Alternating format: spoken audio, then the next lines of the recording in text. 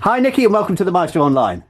Lovely to be here. It's an honour to have you. Mm-hmm. Tell us how you began your journey. Where did your musical journey start? Well, I was a product of the black kind of Pentecostal church. My mum's a minister in the church. She's a preacher. And my grandfather was a deacon. And so I grew up, as a little kid watching the musicians, and like my dad was a musician, my uncle was a musician, my godfather was a musician. So it was in your blood, really? Yeah, it's kind of like, it was just all around me all the time. Yeah. And they used to rehearse in my grandfather's basement. And Basil and his brothers, Basil Mead, who you interviewed, my dad's friends, my dad was a great record collector as well, and that really influenced me. My mum was always singing in groups. She was singing in this great group with my auntie Faye, and she and my auntie Etta and my auntie Norma, and a lady called Sister Query. They all had this group, and they would kind of go around singing and stuff, and it was amazing. So I was kind of like always immersed in some type of musical something. Then my mum enrolled me on, and she enrolled me for a place in the Newham Academy of Music, which is in East London. And she enrolled me really early, and then she realised that they didn't do it like that anymore, and they tried to get me in. They got me in. Was this on keys or? No, this was as a percussionist, because I always. Percussionist. So I actually studied percussion from about the age of 10, and it was like orchestral percussion with my mentor and friend, Professor Colin Waller, who is a brilliant composer and arranger, a conductor. But what was quite interesting is that I never really ever felt that he taught us percussion or drums just from the perspective of being a drummer. He was always, he played the guitar, he produced, he played keyboards. So it wasn't the rudiments, it was understanding music itself. Yeah, it was understanding music itself, and he was really great. So he gave me lots of opportunities to play on. So I was playing in the recording studio at like 11, 12. He took me to a recording studio, and we made a record with his band at his church. Stuff like that, just like really cool stuff. But he was also very strict about me learning rudiments and classical studies, and so I was in the Saturday orchestra, stuff like that. So it was really, really like just a lot of music. But he was also, which was quite interesting, he was into folk rock. So when I was playing with his band, it was all these crazy time signatures, got me to listen to Steeleye Span and all of this kind of weird stuff at the time, kind of prog rocky. Yes. He was the first one I saw using a synthesizer. Blew my mind, They had synthesizers. They had an ARP axe. They had all of this stuff and lights and PA and all that stuff. And so he was a great influence on pretty much everything I've done. He, a few years ago, got to come and see me play live, and that was, for me, that was just like, it was amazing. It was nerve-wracking, but I was going to say, were you more nervous because you were playing in front of him? I was more nervous because I was playing in front of him. Yeah. And he watched the show, and it was the last time I got to see Pauline, his wife, as well. Oh, bless. Who unfortunately has passed away now, but she was also an incredible music teacher, piano player, and his son is in the business now as well. It's like one of the best technical guys in the business. So that was kind of a good start for me. So you had an amazing foundation, I had and an you weren't amazing just foundation. you weren't just learning in somebody's house. You were performing. You were working with other people. But running alongside that, I was playing at my mum's church. Yep. And I'd been kind of... the situation there was quite different, but still as important. Yes. So it was very much like they'd be having a women's meeting or something, you know, and they'd be like, there's no one to play the piano. Can you play? I'd be like, I can't play the piano. Yeah. So like you knew kind of 2 chords, and that was enough. And it was like, you know, they gave you the space to just create and to get better and to do better. Yeah. And that was immense. So actually, part of that upbringing then, from what you're saying there, was the opportunity to make mistakes and not feel it's a bad thing and work your way through it. Yeah. So my godmother, Mavis Bell, who was just an awesome person.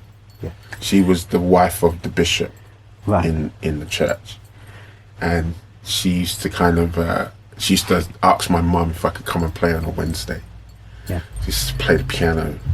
I used to play the same kind of 4 chords until I learned new chords, and you know, and so I was always developing this thing. So you naturally explored, and was that down to your ear? In other words, you're not reading dots. They were singing. They were singing lots of hymns and singing lots of songs that had quite structured melody. Okay. And you could hear that maybe a major wasn't cutting it, or you could hear there was a chord change, and you tried one, it wasn't quite right, wasn't you really fiddled around. sure. Yeah, and then you start kind of like, your ear starts getting more and more developed, and so my official title, or my official job, was the drummer.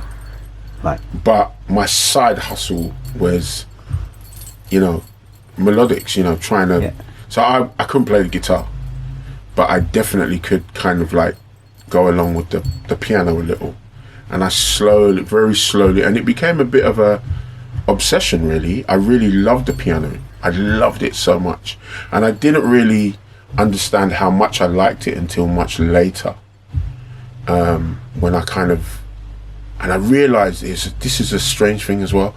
I love the upright piano. Because obviously we had loads of upright pianos in our church. You know, we had one at the back, we had one in the front. Yeah. And I kind of just loved that sound. I loved when they used to take the front off. Yeah. You know, and you see all the... So you're an acoustic man. I love it. I absolutely love an upright piano. And so that I've really got into that of late, you know, from a character building or character music building point of view. Because I kind of feel that the overtones and the harmonics that it gives off is really great. So all this playing for people around you allowed you to develop your ear, to understand chords, to understand chord progressions, to understand how melodies and chords fit together. And then also I was kind of, I had this really juxtaposition where my mum was kind of like, we really weren't allowed to listen to music that was not church music. But we watched Top of the Pops, you know, we watched all this stuff. My favourite band was like Mud. Yeah. And I loved T-Rex. Yeah. I loved David Bowie. Yeah.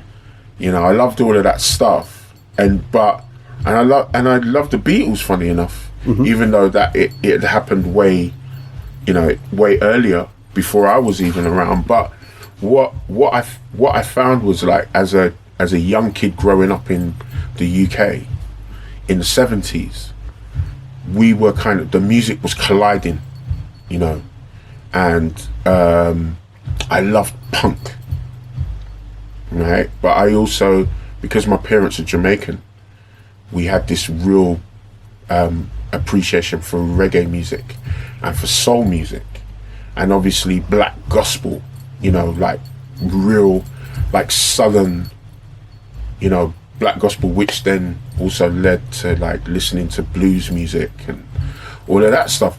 So the musicology side of it was coming together in my mind as well, because I realized that, you know, you couldn't get kind of like blues and jazz without traditional African music, But then there was this whole thing where in the Caribbean there was like mento and calypso, and reggae was developing with ska. But ska was a kind of byproduct of what they were hearing on American radio, and mixing that with island music, and then that was creating ska, which then created reggae. But in America, ska was the basis of like what we now know as punk, you know, or Blink 182. Yeah. I know that whole kind of Seattle, you know, just like American subversive rock. But then the punk was happening here, and reggae was at the root of punk, you know, and ska was at the root of punk. So, you know, we have Selector and, you know, Madness and Funboy Free and all that kind of stuff. And so my youth was just a barrage of music. And then I got into kind of like R&B and checking out like all of the great soul music that was coming in, like Barry White. And my favorite producer of all time is Quincy Jones, Arif Mardin, who I love because of all of his work, and Jerry Wexler, with their work with Atlantic Records, you know, the great Aretha Franklin, you know, and Donny Hathaway, and you know, all that kind of stuff. So there was, and my dad was eclectic, so I knew about Led Zeppelin at 7, you know, because we had those records in the house. And my mum was bringing records home from America, because on her travels when she was kind of preaching and stuff, and we were listening to the Clark sisters, and we were listening to Shirley Caesar, and we were listening to, you know, all of that Southern gospel stuff, you know, James Cleveland, who in fact had worked with Aretha Franklin, and you kind of join in all of the dots, and you're hearing all these types of music. My dad was into Joe Tex and into James Brown, but then he's also into the Eagles. And so there's all of this music going on, and my dad, I don't know how many people had parents that had a special room, like a front room. So like in our culture, black culture, everybody had like a special front room, you know, where they had like special seating and, you know, the nice carpet and all that. And there was an integrated stereo, you know, Sony, different parts, you know. And my dad had 4 speakers, you know, and we put these records on, and we stand, you know, in the middle of the 4 speakers, and you hear all the sounds. And we got so sensitive, me and my brother. My brother's a great musician as well, drummer, played for lots and lots of really big acts, and recorded with some of the best musicians in the world. And we were just like completely obsessed with hi-hat patterns, and, you know, wow, did you hear the kick on that? And did you hear the snare? And oh wow, what was that? Did you hear that synth line? And I wonder what that was. And we'd read all the album covers, find out who played what, you know, what instruments were being used. I remember hearing my dad bringing the Herbie Hancock record home, and looking at the cover and seeing all of the synths that he used and stuff. And it's crazy, you know, just so amazing. So I had this kind of musically immersive upbringing, which was a little bit different from some of my friends. My best mate, Freddie Thompson, we literally listened to like records together just all the time, and we would like just stop and go, did you hear that, Phil? Did you hear that? Did you hear that piano thing? Did you hear that? And so we were just like, rather than being instrumentalists, I think and especially because of Professor Waller, I think we naturally gravitated towards being musicians. So you were musicians who played instruments. We're musicians who played instruments. So that meant that we took notice of things that were unusual in the performance element of that particular instrument. So I could say confidently, Richard T, who's one of the greatest pianists of all time, his whole approach was rhythm, and how rhythm and voicings could really change the complexion of a song. So if you listen to most of Paul Simon's music, Yeah. and some of David Bower's music, you can hear the way that he's made things that should sound really rough and, you know, hard. He's got a way of being able to soften them out, and he uses rhythms that really bring great syncopation and, you know, like and consideration to something that might have been quite difficult to listen to. He's a very clever. He was a very clever musician, and pretty much used very basic tools. You know, either played the Fender Rhodes or played the piano. He's a great organ player. Same thing with Donny Hathaway. Played a Wurlitzer or played an organ, played piano. And what you find is that people who are that clever, they actually don't need a lot of sounds, because they create sounds with their musicality. So it's not necessarily the instrument; it's what you do with that. It's what you do with it, and I think that's one of the things that, again, Professor Waller was really good at helping all of us, his students, learn that it was really about how you used the music that was in you to create the music that people would eventually listen to. Yeah. So there's no doubt that you absorbed an incredible range of music around you. Mm. What was your first break into the more professional world with perhaps, you know, some bigger singers? Was it through people like LCGC, and then did it grow from there? Well, or? it was quite...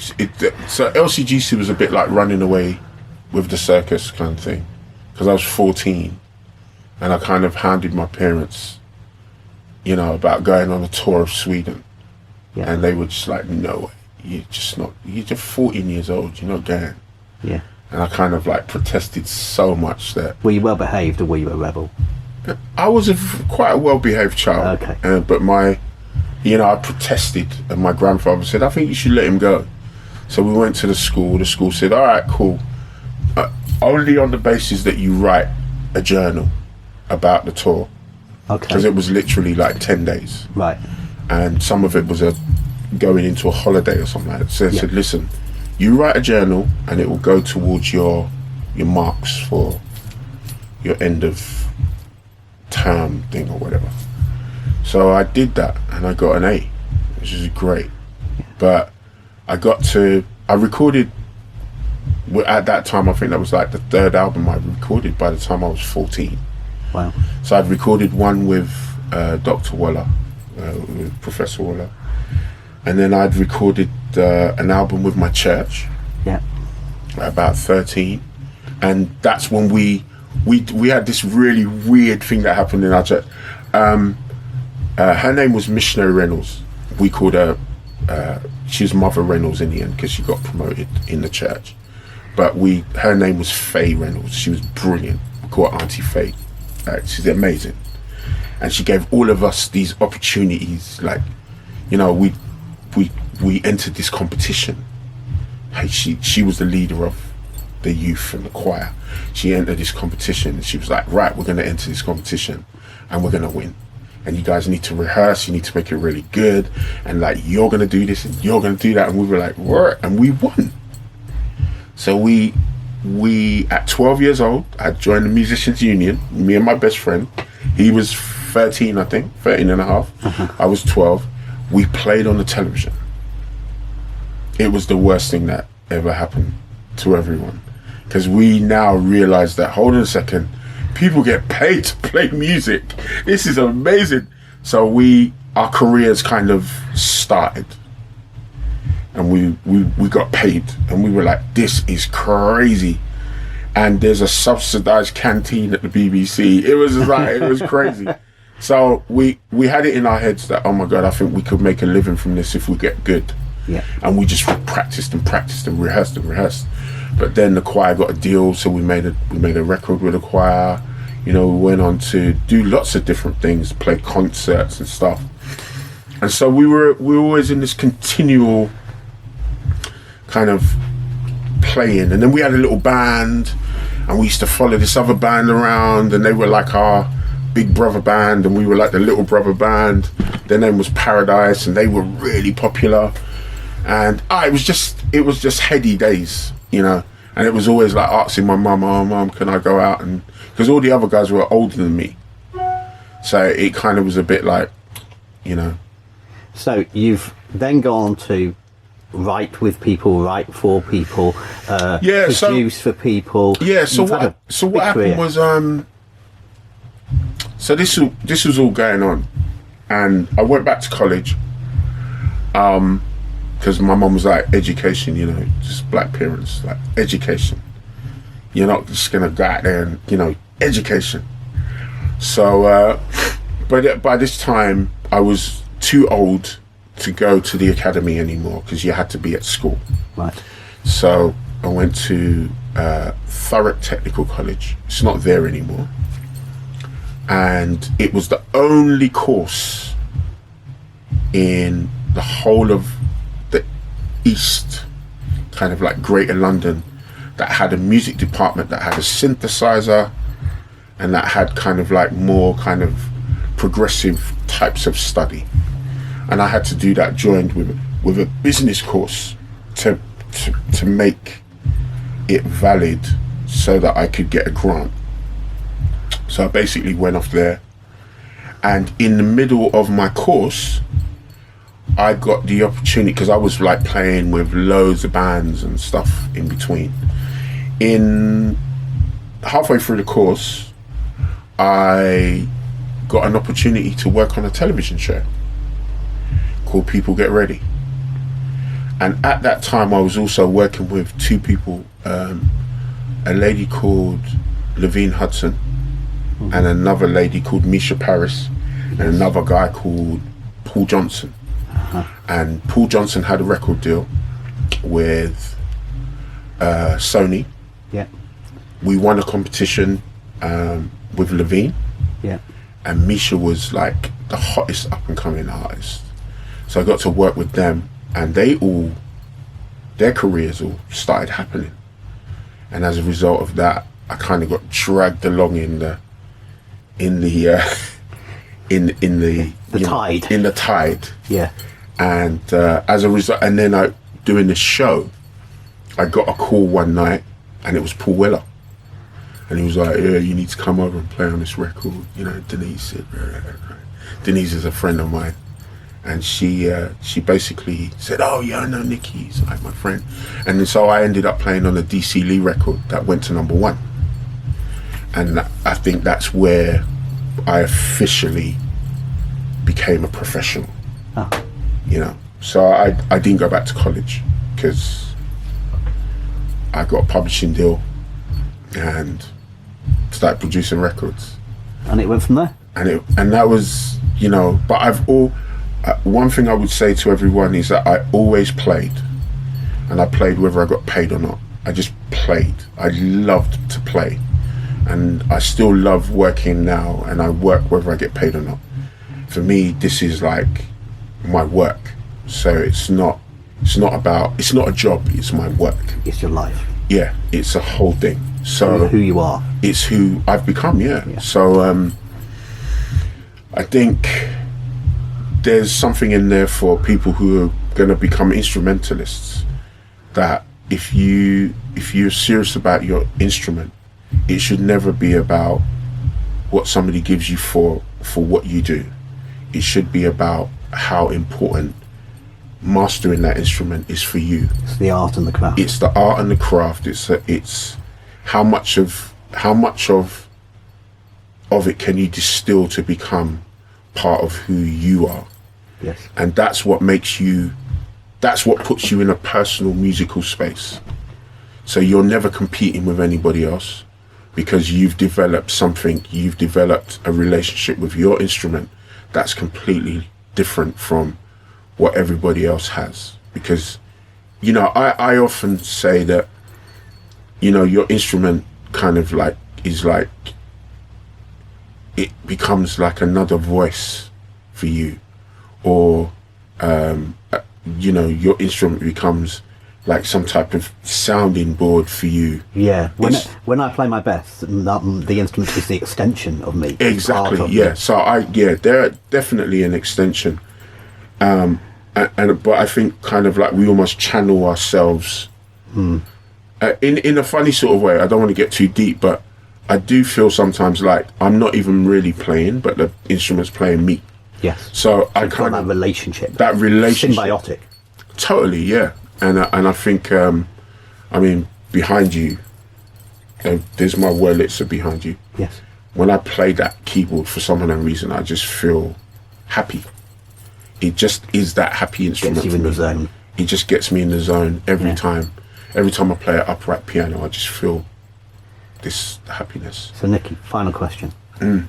Favourite moment of your career? It doesn't have to be a famous moment. It can be a famous moment. Just the favourite moment in your whole career. Standing at the mixing desk with Maurice White from Earth and Fire, him telling me that the tempo's wrong of a song that we were writing, and him just going, watch me, watch. And he opens his eyes, and he's got huge eyes, and he just opens his eyes, and he just starts dancing. And I'm like looking at him, and I'm going, whoa. And we start putting it, and it's the perfect tempo. And I'm like, whoa. It was just like a light bulb moment. You kind of realize that all of the real music, it actually comes from here. It doesn't come from technology. It doesn't come from anything else but what's really going on in here. And so you kind of learn to trust what you're feeling a little bit more, you know, because the real masters, they're not playing because they read a book. They're playing from experience. They're playing because they've been through lots of different phases and lots of different scenes of their life, and they've come to conclusions. And their conclusions are, this is what works for me. And it's a unique take on what everybody else thinks. But some of the people I've been privileged to be in the same room with, they're like world-changing musicians. And I just be quiet. And I listen and I learn, because I realize that they've got something to teach me that I don't yet know. And it's still happening. Yes. It's still happening. I'm coming across incredible people every day that I'm just like in awe of, or become, you know. I've been friends with people like Pete Toms for 30 odd years. He's one of the greatest musicians of all time. Like such a great, you know, he just knows how to do so many things. You're around people like that, you learn very quickly, and you learn well. And so that's my daily ambition. That's great. So your pearl of wisdom for us. My pearl of wisdom is to learn one new thing every day. And even if you don't get a chance to do one new thing every day, develop, you know, find something and just keep developing it and working on it until you get it in a way that you like. It's special. Nicky, thanks so much. I reckon I'm going to learn 100 new things today. Thank you so much. No problem.